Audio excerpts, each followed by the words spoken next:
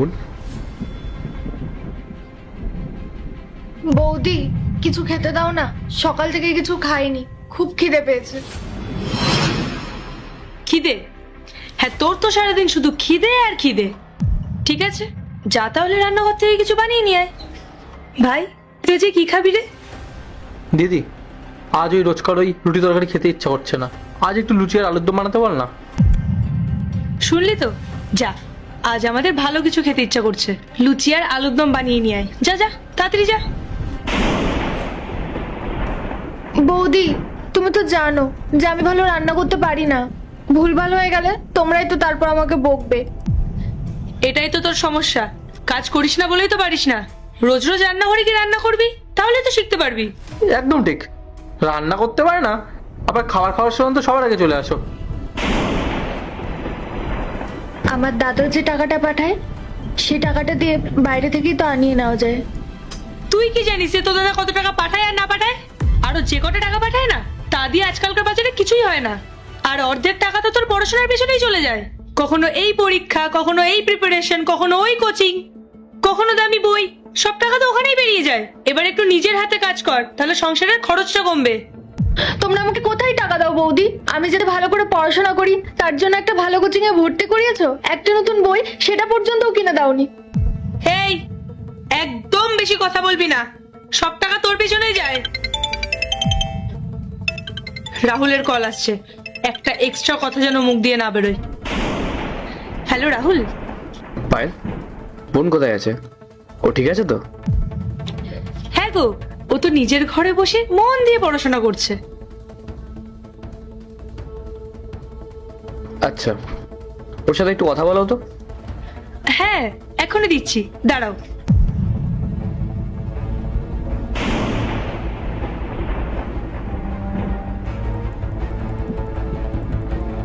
Hello দাদা, তুই কবে বাড়ি আসবি রে? বোন, আমি খুব তাড়াতাড়ি আসছি রে। তুই বল, তুই এটা খাওয়া দাওয়া করছিস তো? তুই ভালো আছিস তো? হ্যাঁ দাদা, আমি খাবার খেয়ে নিয়েছি, আমি খুব ভালো আছি। আচ্ছা, ঠিক আছে বোন। হ্যাঁ দাদা, রাখছি। হ্যালো জামাইবাবু, বলো কেমন আছো? আমি ঠিক আছি, বলো কি ব্যাপার? বলছি জামাইবাবু, এই মাসে যখন টাকাটা পাঠাবে না, তখন 1.5 লাখ টাকা এক্সট্রা পাঠিয়ে দিও তো। 1.5 লাখ টাকা এক্সট্রা? কেন? এই তো 10 দিন আগে আমি 1 লাখ টাকা পাঠালাম, এত তাড়াতাড়ি শেষ হয়ে গেল? আরে জামাইবাবু, বোনের জন্য তো স্পেশাল কোচিং টিচার রাখা হয়েছে, আর তুমি তো জানোই এগুলোর এখন কত খরচ, আর বইগুলো তো আকাশ ছোঁয়া দাম। আচ্ছা দাঁড়াও, দিদির সাথে কথা বলো। হ্যাঁ রাহুল, তুমি তো জানোই যে আজকালকার টিচাররা কত টাকা ডিমান্ড করে। আর তারপরেও আমি ভাবলাম যে ও যখন এতই খাচ্ছে, তাহলে ওকে এখানকার বেস্ট টিচারের কাছে পড়াই। যদি তোমার কাছে টাকা না থাকে তাহলে কোনো ব্যাপার না, আমি ওকে এখানকার কোনো নর্মাল কোচিংয়েই রেখে দেবো। দেখা যাক ওর কোর্স কবে শেষ হয়। না না, বোনের পড়াশোনায় আমি কোনো কমতি রাখবো না, আমি আজ রাতেই টাকা পাঠিয়ে দিচ্ছি। হ্যাঁ হ্যাঁ, ঠিক আছে, পাঠিয়ে দিও। ওকে, বাই, টেক কেয়ার।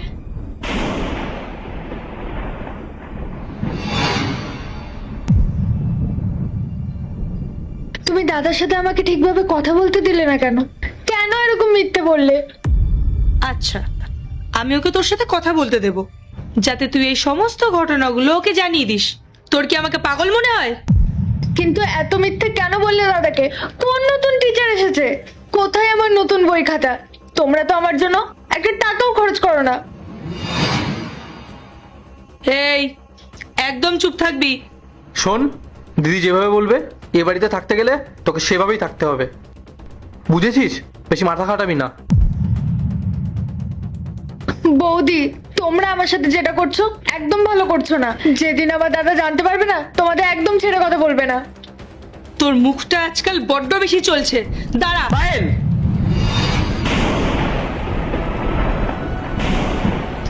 দাদা, তুই এসছিস দাদা?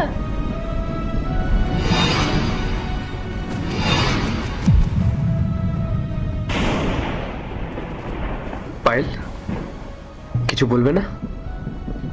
রাহুল, তুমি যে আজকে আসবে আমাকে তো জানাতে পারতে, তাহলে আমি তোমার জন্য ভালো কিছু রান্না করে রাখতাম। ও ওসব ছাড়ো, আগে আমাকে এইটা বলো, তোমরা বোনকে দিয়ে কি সব কাজ করাচ্ছিলে? রাহুল তুমি ভুল ভাবছো, আসলে তো সারাদিন একটা ঘরে বসে শুধু পড়াশোনা করতে থাকে, তাই ভাবলাম যদি উঠে একটু ঘরের কাজকর্ম করে তাহলে সেটা ওর শরীরের জন্যও ভালো হবে, আর কিছুই না। হ্যাঁ জামাইবাবু, দিদি একদম ঠিকই বলছে, আপনার ভালোর জন্য। থামো তোমরা, একদম চুপ করো। পায়েল, তুমি তো রোজ জিমে যাও, একটা দিনও তুমি বোনকে সঙ্গে করে নিয়ে গেছো?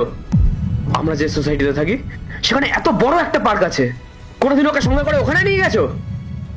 তোমার লজ্জা লাগা উচিত। আরে আমার বোনটা তোমার নিজের ছোট বোনের মতো, আর তুমি তুমি এই সোফায় রানীর মতন বসে ওকে দিয়ে পাটে পাচ্ছ। সবকিছু না আমি নিজের চোখে দেখেছি। এত বড় নোংরামি পাইলে আমি তোমার থেকে আশা করিনি। তুমি আমাকে ফোন করে সবসময় কান্নাকাটি করতে। সে রাহুল, আমার বোন আমার সাথে কথা বলে না, আমার ভাইয়ের সাথে মিশতে চায় না। এবার আমি বুঝতে পারছি যে ও কেন তোমাদের সঙ্গে কথা বলে না, কেন তোমাদের সাথে মিশতে চায় না। আরে যে মানুষটা নিজের পরিবারের মানুষকে সম্মান দিতে পারে না, সে আমার বোনকে কি সম্মান দেবে? রাহুল প্লিজ আমার কথাটা শোনো।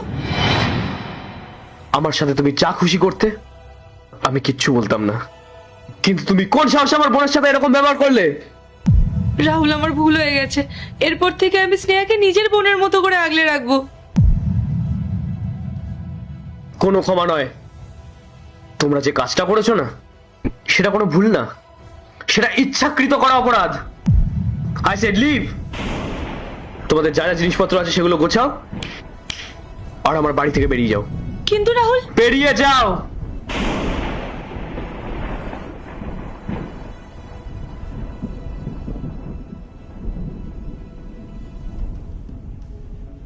বোন, আমাকে ক্ষমা করে দিস রে। আমি সত্যিই ভালো দাদা হতে পারিনি। আমি ভেবেছিলাম হয়তো বিদেশ থেকে টাকা পাঠালেই দাদার দায়িত্ব পালন করা হয়ে যায়। আমার টাকা পাঠানোর থেকে সব থেকে বড় কাজ ছিল তোর খেয়াল রাখা, তোকে আগলে রাখা। আর সেটা আমি আজকে বুঝতে পারলাম। তোর সঙ্গে দিনের পর দিন এত কিছু হয়ে গেল, তুই সেটা একবার আমাকে জানাসনি কেন? দাদা, আমি তোকে সব সত্যি কথা বলতে চেয়েছিলাম রে, কিন্তু আমি যখনই তোর সাথে কথা বলতে যেতাম বৌদি আমাকে বলতো যদি একটাও কথা তোকে বলি তাহলে ওরা আমাকে এই বাড়ি থেকে বার করে দেবে, তাই আমি খুব ভয় পেয়ে গেছিলাম রে। দূর পাগলি, তোকে এই বাড়ি থেকে বের করে দেওয়ার ক্ষমতা কারোর আছে নাকি? আরে এটা তোর নিজের বাড়ি, তোর দাদার বাড়ি। যা হওয়ার হয়ে গেছে। আমি আর তোকে ছেড়ে কখনো কোথাও যাব না। এবার থেকে আমি নিজে তোর খেয়াল রাখবো। আমরা এবার একসাথে থাকবো। তুই এখন চলে এসেছিস দাদা, এখন আমার কোনো ভয় নেই, কোনো চিন্তা নেই।